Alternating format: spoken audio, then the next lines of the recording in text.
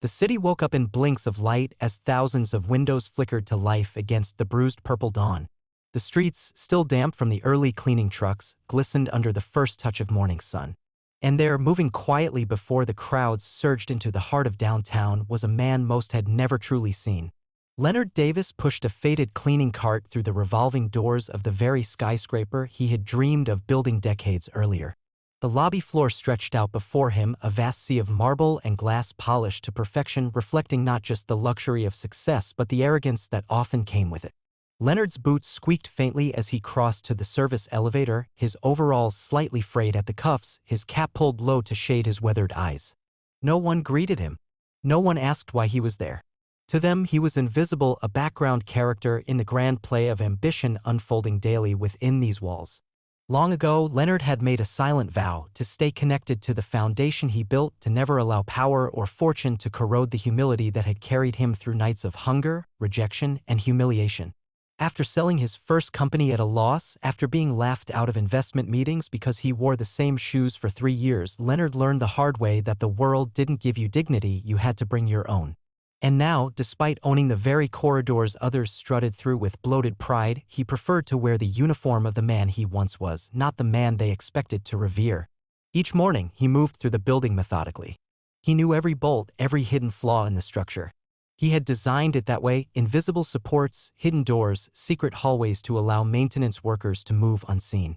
Leonard had insisted on that. He understood that the real strength of anything, the soul of any empire, lay hidden beneath the surface where few cared to look. The employees poured into the building shortly after 8. Leonard watched from behind his cart as groups clustered at the lobby coffee kiosk, their laughter loud, their suits sharp, their words dripping casual cruelty.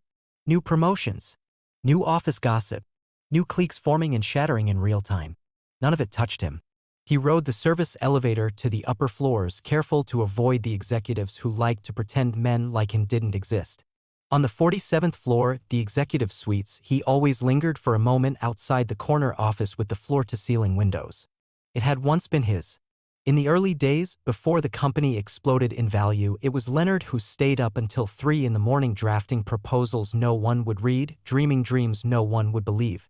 Now, a man named Richard Lang occupied it, a CFO too busy checking stock prices to notice the janitor polishing the glass just outside. Leonard would sometimes catch his own reflection there, distorted and pale, as if the years had faded him into a ghost haunting the empire he created. And maybe he had. Maybe that was the price of choosing silence over spectacle. He thought about speaking sometimes. About revealing himself. About watching their faces crumble under the weight of realization. But every time he stopped himself. People showed who they really were when they thought no one important was watching. That truth was more valuable to him than any fleeting satisfaction of revenge. So Leonard continued pushing his cart. Continued buffing the floors. Continued collecting the careless trash of careless people who thought the world belonged only to those with a corner office and a black credit card. He smiled faintly as he bent down to pick up a discarded coffee cup someone had dropped without a second thought. Because in the end, Leonard Davis didn't just own the company. He owned the very idea of it, and that was something no one could ever sweep away. The building breathed with a pulse all its own. Elevators hummed like arteries, carrying neatly pressed bodies up and down the vertical kingdom. Phones buzzed against polished mahogany desks. The clatter of keyboards echoed like distant rain. It was a symphony of ambition, carefully orchestrated, yet completely blind to the quiet figure that moved among them. Leonard Davis moved his cart through the halls like a ship cutting across a glittering sea of egos. He saw everything, heard everything, cataloged every casual cruelty with a mind that missed nothing. Promotions had been announced that week, stirring the waters of the company into frenzied waves. Sharks smelled blood. The higher floors, the executive sanctuaries, were aflame with competition. Men and women in designer suits smiled tight smiles, laughed hollow laughs, and eyed one another like soldiers sizing up opponents before battle. Leonard watched the spectacle with a detached curiosity. The desperate scramble for titles and corner offices. The way ambition curdled into arrogance when left unchecked. And then came Ethan Caldwell. Fresh from the ivy-draped towers of a prestigious university, Ethan wore entitlement like a second skin. His tailored suits clung to his lean frame, his expensive haircut was sharp enough to draw blood. He walked the halls like a king surveying peasants, and those around him, hungry for proximity to power, nodded and laughed at jokes they didn't find funny. Leonard first noticed him when he barked orders at an intern barely out of high school. The boy had dropped a stack of presentation folders, scattering them across the polished floor. Instead of helping, Ethan had smirked and stepped over the papers, murmuring loud enough for everyone to hear, "If you can't even hold on to a few files, you don't belong here." No one intervened. Not the middle managers passing by. Not the assistants pretending not to hear. Leonard, from his post near the supply closet, watched it all. The rot had begun to fester. The true measure of a company, Leonard knew, wasn't profit margins or IPOs. It was how the powerful treated the powerless when they thought no one important was watching. And this new breed of arrogance, embodied so perfectly by Ethan, was spreading like a slow poison. The moment came 2 days later. Leonard was collecting recycling bins on the 45th floor when he wandered toward the executive break room, a gleaming space reserved unofficially for those who considered themselves above the rabble. A sanctuary of leather chairs, imported coffee, and hushed conspiracies. Leonard entered simply, as he always did, pushing his cart with one hand while adjusting his cap with the other. He moved to the side, keeping out of the way, heading for the small utility closet inside to refill supplies. But Ethan spotted him. The young man's expression curled into a sneer. He set his artisanal coffee cup on a glass table and approached, voice dripping condescension loud enough for the entire lounge to hear. "Excuse me," Ethan said, standing inches away from Leonard's face. "You don't belong in here. This is for executives, not janitors." A few heads turned, some smirking behind hands, others shifting uncomfortably. No one said a word to stop him. Leonard straightened slowly, his hands calm at his sides, his eyes steady and unreadable beneath the brim of his cap. For a long moment, he simply stared at Ethan, studying him the way a storm studies a ship too small to survive. Then, with a small, almost imperceptible nod, he turned his cart around and exited the lounge without a sound. Behind him, Ethan chuckled and said to no one in particular, "These people really don't know their place." The words lingered in the room, sour and heavy. Some laughed out of fear. Some stared at the floor. Some would later wish they had spoken. But in that moment, silence reigned. Leonard moved through the hallway, each step deliberate, feeling the old, familiar weight settle in his chest. Not anger. Not humiliation. No, something far more patient. It was the quiet certainty of a man who knew storms sometimes needed time to gather. He knew that the real moment, the one that mattered, was coming. And when it did, it would not be Leonard who was swept away. It would be them. Monday came cloaked in gray skies and restless energy. Rain slicked the sidewalks and the city shimmered beneath a sheet of drizzle as if the heavens themselves had chosen to wash the filth from the streets. Inside the towering skyscraper of Davis Enterprises, an unease crept like fog through the corridors, slipping into boardrooms and cubicles alike. The company had received an email late Friday evening. Terse, unsigned, but official. Mandatory meeting, 10 a.m., 25th floor auditorium. Attendance required. No explanation. No agenda. No speaker listed. The rumors bloomed like wildfire through the building. Mergers, downsizing, corporate espionage. Some whispered of a buyout. Others speculated about scandal. The air itself buzzed with tension, thick and metallic. By 9:30, employees began to funnel toward the elevators, clutching coffee cups with trembling hands, straightening their ties and smoothing their skirts. In every conversation, Ethan Caldwell's name surfaced. Some said he was being promoted. Others murmured that he had pulled strings to consolidate power. Ethan himself floated through the crowd with a smug smile, certain that whatever was about to happen would only elevate him higher. Leonard Davis watched it all unfold from a shadowed corner near the maintenance access door, the faded cleaning cart standing sentinel beside him. He wore the same dark overalls, the same cap pulled low, the same calm on his face that had unsettled more men than he could count over the years. At 9:55, the auditorium doors opened, and the crowd surged inward like a herd, driven less by curiosity and more by fear. Rows of seats filled with buzzing employees, executives with $1,000 watches, assistants balancing tablets, analysts scrolling through frantic emails. The walls, usually adorned with accolades and framed stock certificates, stood bare today, silent witnesses to whatever reckoning approached. Ethan took a seat near the front, legs crossed, hands folded, radiating entitlement. He exchanged knowing glances with a few of his peers, basking in the assumption that change would soon come. and that it would favor those clever enough to seize it. At exactly 10 a.m., the house lights dimmed.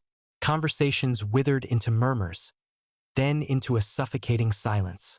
All eyes turned toward the stage at the front of the room, where a figure stood, half-shrouded in shadow. For a moment, confusion flickered across the sea of faces. There was no podium, no presentation slides, no parade of executives in suits. Instead, the figure stepped into the light. A man in worn blue overalls.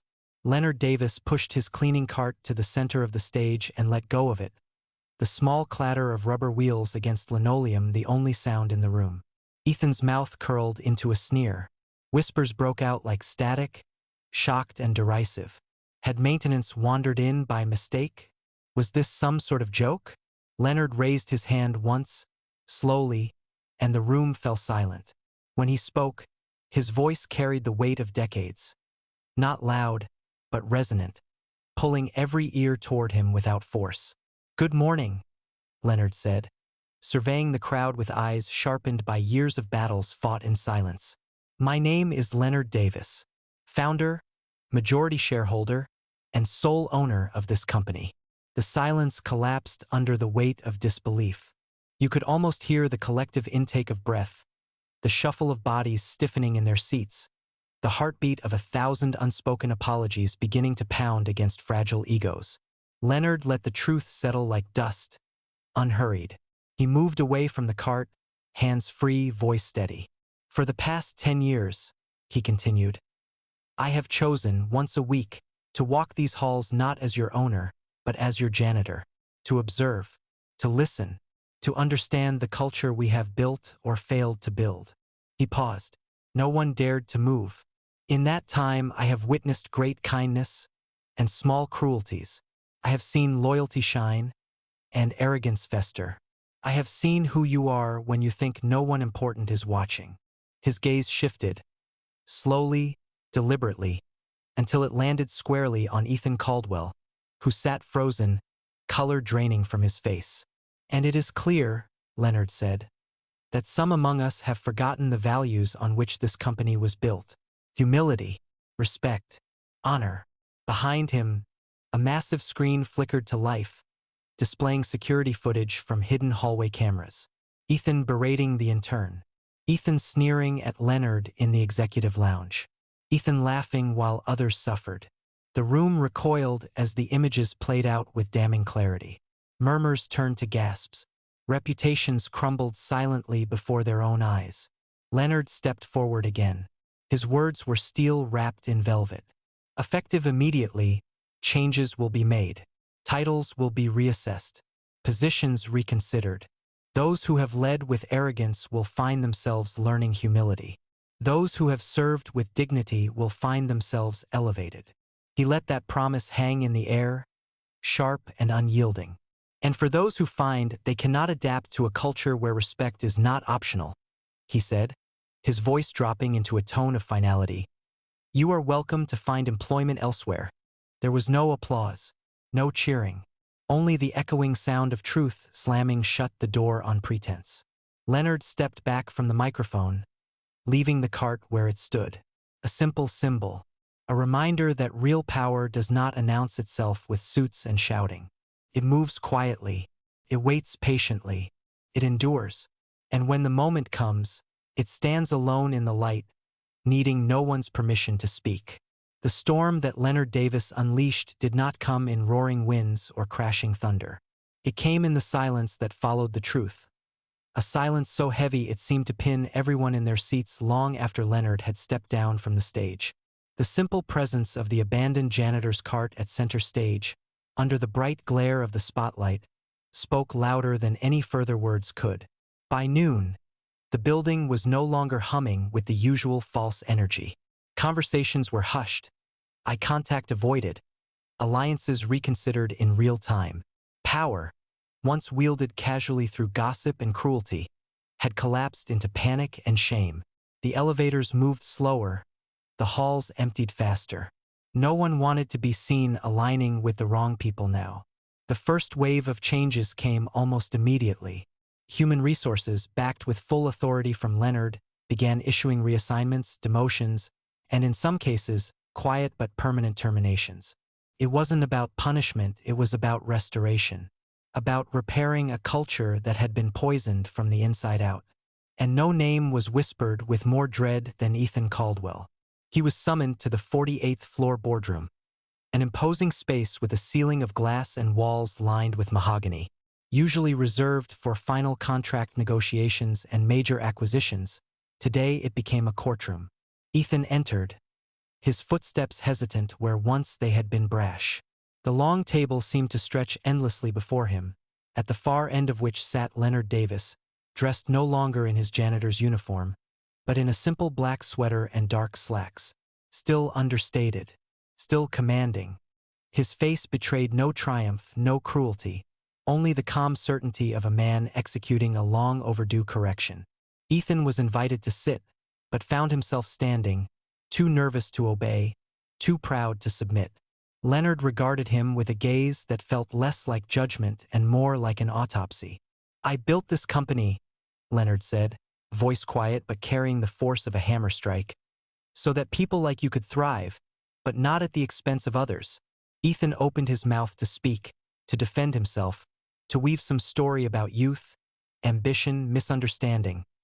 But Leonard raised a hand, and the words died in Ethan's throat.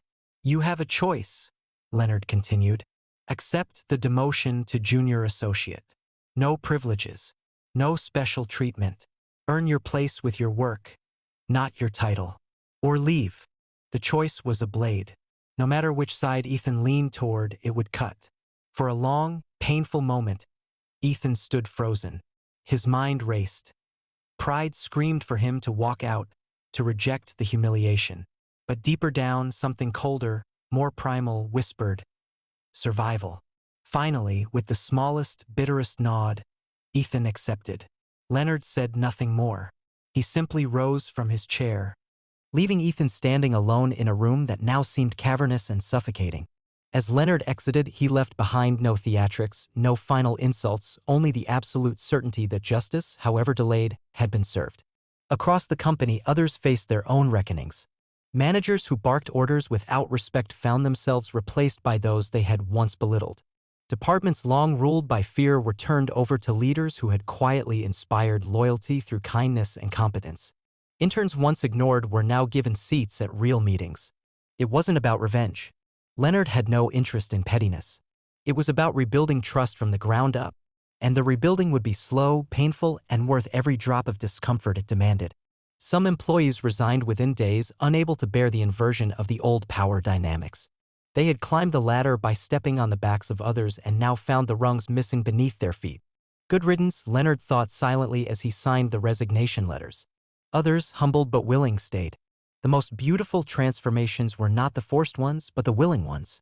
People who had once been invisible cleaning crews, receptionists, junior assistants began to walk the halls with new confidence. Meetings that had once been hierarchical performances turned into genuine collaborations. Smiles, once plastic and transactional, began to soften into something real. The building itself seemed to breathe easier. Still, Leonard did not celebrate. The true work was just beginning. He understood that culture was not a trophy you won once, it was a garden you tended every day, pulling weeds before they strangled the flowers. Late one night, after most of the city had gone to sleep, Leonard returned to the 47th floor. He stood in the empty executive lounge, the same room where Ethan had once sneered at him and looked out over the city lights blinking like distant stars. He pulled his old janitor's cap from his back pocket and turned it over in his hands. It was a simple thing, worn thin at the edges, stained with sweat and memory. This cap had seen the ugliest faces of pride and the quietest acts of grace. Leonard smiled, a private smile no one else would see, and set the cap gently on the edge of a marble table. Then he turned and walked out without looking back. Weeks bled into months, and the skyscraper that once buzzed with invisible tension now breathed a different air. Change, real and irreversible, had seeped into the bones of the company like rainwater into dry soil. It wasn't the kind of change that came with banners or slogans. It was slower, quieter, deeper, the kind of change that rewired how people looked at one another when they thought no one was watching. Leonard Davis remained present but never intrusive. He watched from the margins the way a gardener watches seeds he has planted, knowing the sprouts will not rise overnight, but trusting that they will rise all the same. The executive floor, once a throne room for vanity, transformed into a place of actual collaboration. The lounge that had witnessed so much silent cruelty was now a space where assistants, analysts, and junior associates felt free to sit, sip coffee, and exchange ideas without fear of judgment. Titles mattered less. Integrity mattered more. New systems were implemented at Leonard's behest. Anonymous peer evaluations gave voice to those who once trembled too much to speak. Promotions required not just performance reviews, but respect audits, a measure of how candidates treated everyone from the receptionist to the cleaning staff. Orientation programs for new hires included a simple warning: in this building, the janitor might be the owner. Treat everyone accordingly. And people listened. The old guard, those too drunk on their own importance to adapt, faded into the past, leaving space for a new generation of leaders who understood that power wielded without humility was nothing more than temporary noise. Leonard watched Ethan Caldwell from a careful distance. Stripped of his title, reduced to a probationary junior role, Ethan struggled at first. His work was technically proficient, but his ego had been built on sand and the tide had come in hard. Yet over time, something remarkable began to happen. Forced to engage without the armor of status, Ethan slowly learned how to listen instead of command. He began to ask questions instead of assuming answers. He sought mentorship not from those who flaunted influence, but from those who had earned quiet respect over years of unglamorous work. Leonard never spoke to Ethan directly. He didn't need to. Some lessons are best absorbed in silence. Across the building, small moments signaled the revolution's success. A senior VP kneeling to help an intern who had dropped her portfolio in the lobby. A janitor invited to share coffee with the marketing team after his shift. An assistant's idea, once brushed aside, now forming the core of a major campaign. Trust, once fractured, began to weave itself back together, one act of kindness at a time. The building itself seemed lighter, brighter. Sun poured through the massive windows and no longer revealed sterile ambition, but something messier, warmer, more human. Leonard's influence extended beyond the marble floors and glass walls of his tower. News of the janitor owner spread through the industry like wildfire. Other companies called to ask about his philosophy, his systems, his standards. Some mocked it quietly, unable to imagine success without arrogance. Others listened, adapted, and flourished. Yet Leonard refused interviews. He declined profiles. He ignored invitations to speak at conferences. He didn't want his face on magazines. His mission had never been about personal fame, it was about building something that would endure long after he was gone. Sometimes he would pass by new hires in the lobby, watching them marvel at the small plaque now embedded into the marble near the elevators. It bore no name, no date, only a simple engraving. Respect is the foundation of all empires. Some employees knew the story. Some didn't. But it didn't matter. What mattered was that they lived it. One evening, long after the crowds had emptied, Leonard rode the service elevator to the rooftop garden he had commissioned years earlier but rarely visited. The air up there was sharp and clean, the city sprawling before him like a tapestry stitched from 1,000 ambitions. He stood at the railing, feeling the wind tug at his sleeves, and let his mind drift. He thought of the boy he once was, the boy who had been laughed out of meetings for wearing second-hand shoes. He thought of the man he had become, the man willing to trade credit for legacy. He thought of the future, the countless lives unfolding in the spaces he had shaped, spaces where kindness no longer bowed to cruelty. And he smiled. Not the smile of conquest. Not the smile of vindication. The smile of a builder who finally saw the foundation holding strong beneath the weight of time. Leonard Davis, the janitor who owned the tower, turned from the cityscape and descended quietly back into the building that now truly belonged to everyone. Time moved the way it always did, not with fanfare or mercy, but with the slow, grinding certainty of the seasons turning. Years passed. New faces filled the offices Leonard Davis had once cleaned in silence. Some old faces remained, wiser now, tempered by the quiet revolution he had seeded. The building itself evolved, new technology, expanded wings, greener spaces. But at its core, it remained unchanged in the most vital way it remembered. It remembered the man who had built it without ever demanding the spotlight. Leonard began to step back from day-to-day affairs, not because he was tired, his mind remained sharp, his hands steady, but because he believed true leadership meant knowing when to let go. He had planted the garden. Others had to tend it now. He refused offers to immortalize him in bronze. No statues, no portraits lining the walls. When the board, now a reflection of the company's renewed soul, insisted on honoring him, Leonard made a simple request: no grand gestures, no fanfare. If they truly wanted to honor what he had built, they would ensure that the culture survived beyond his name. And so, changes continued quietly. New employees learned on their first day the story of the janitor who had been the owner. They were taught not through lectures, but through the daily example of those around them. Titles were respected, yes, but humanity came first. Always. The company's reputation in the industry soared. Not just for innovation, not just for profits, but for integrity. Clients spoke of Davis Enterprises with a reverence that couldn't be bought, only earned. Competitors scrambled to imitate the model, but imitation without belief never truly bore fruit. And across the city, beyond the towering glass spire Leonard had raised, whispers of his story inspired others. Other companies quietly adopted anonymous peer reviews, transparent leadership evaluations, mentorship programs that focused not just on skills but on character. Young entrepreneurs quoted him in articles even though Leonard never gave interviews. Business schools wove the janitor-owner principle into their ethics courses. It became a legend not because Leonard promoted it, but because it resonated with something deeply missing in the world.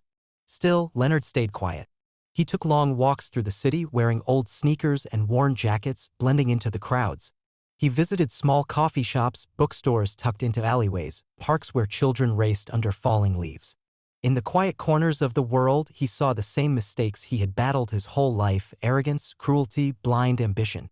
But he also saw hope: a young manager helping a struggling employee instead of humiliating him, a wealthy patron treating a barista with the same respect he showed a CEO, a janitor in another building being greeted not with disdain, but with a sincere "Good morning." The seeds were growing. One evening, many years after he had last pushed his cart through the marble halls, Leonard returned to the skyscraper he once called his second home. He came not as an owner, not as a guest of honor, but simply as an old man wishing to walk through his past. He wore no badge. No one recognized him. And that, he realized with a bittersweet smile, was perfect.